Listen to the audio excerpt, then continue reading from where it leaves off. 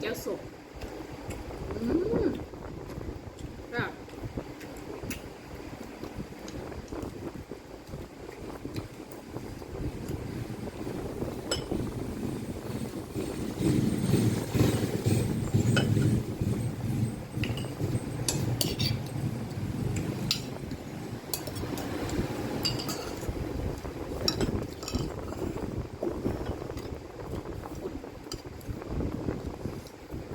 กินกับข้าวปุ้นแซ่บอร่อย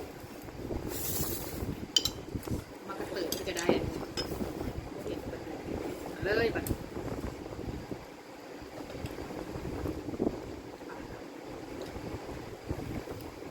สลัดงามงาม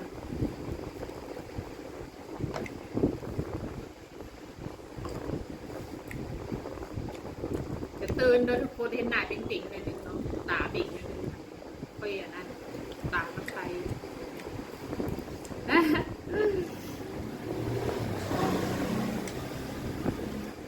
ขอบคุณ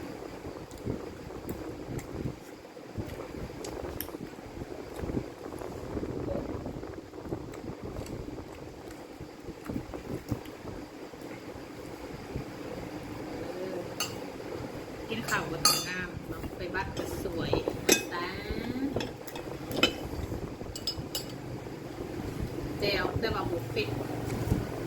แปดปิดเลยต่างจะกินแล้วนี่ต่างจะกินพันแล้วก็ยุกมันยิก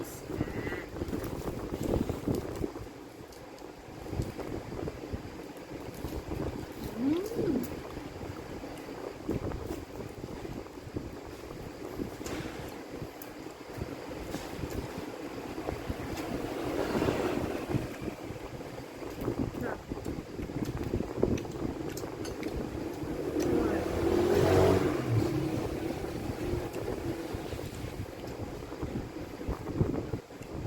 ปลาทูโมเมนต์ปลานิ่ม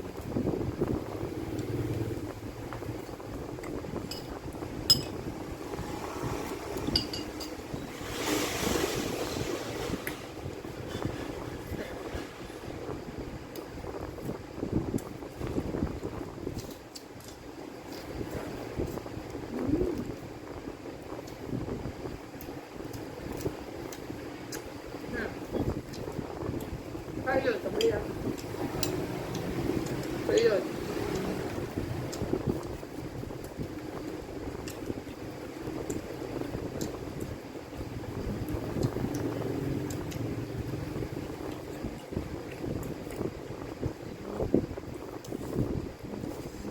ได้เลยจะแซ่บแต่ว่าอย่าลืมกินเขาก่อนอืม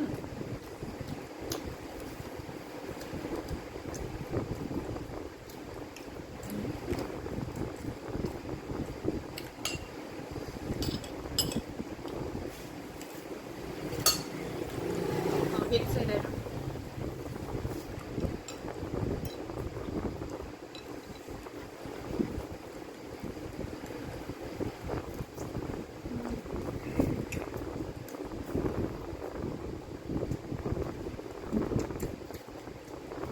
ครับ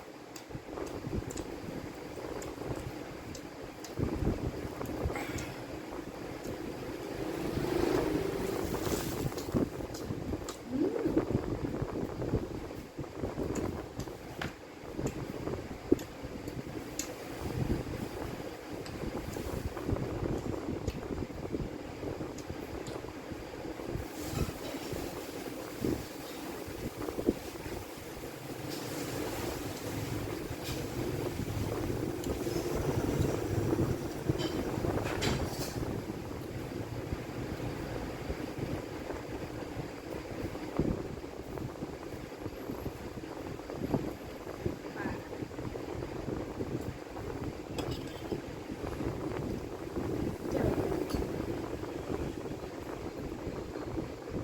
แก้วอันสูตรเก่าสูตรเดิมเนาะอันสูตรตุ๋นนะคะ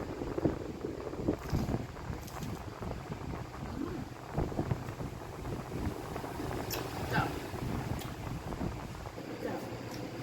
อืม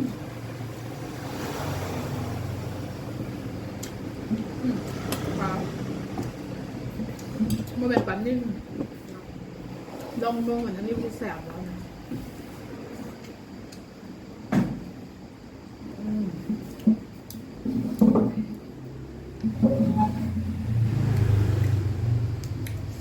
แสบธรรมดาในตรงมีหมากนั่นนะหมอกเพชรดิบแต่แบบส่งนี้เขาจะพรก่อนเนาะกดเอาก่อนว่าอยากกินเพชรลายเพราะว่ากินเขาต้นใดนี่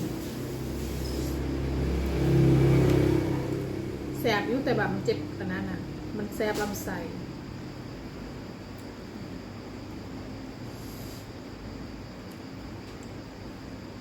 แจ้วกับบริพิษ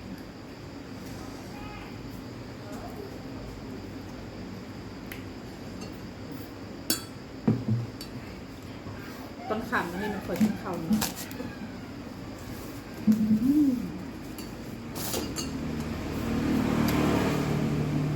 ตะบังจะเห็นแบบกินมันยุกมันยิด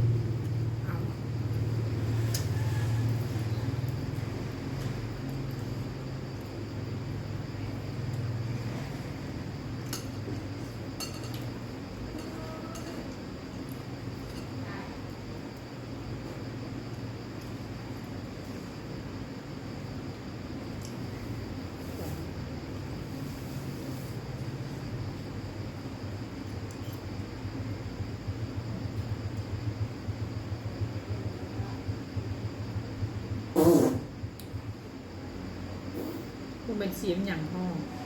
อันเขาจะตูดโต๊ะยวนข่างห้ามขายเปลือก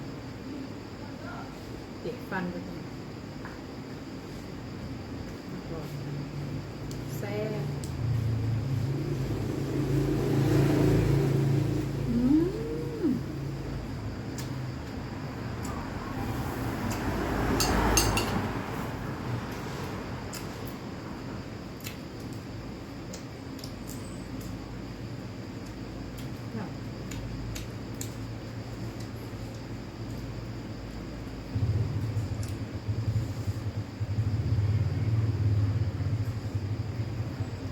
ไม่ได้เอาไม้ทูเด้อเพราะว่าเขาจะกินแบบสบาย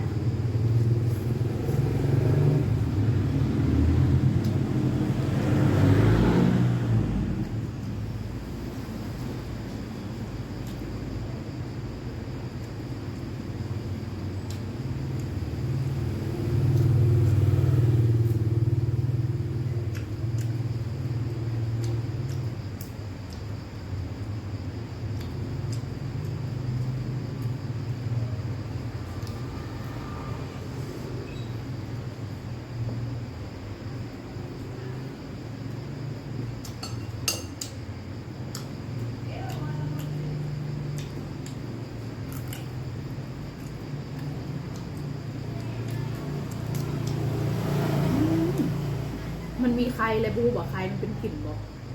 มันรู้ใครมันอ่ะสะออนมันตุ่มใหญ่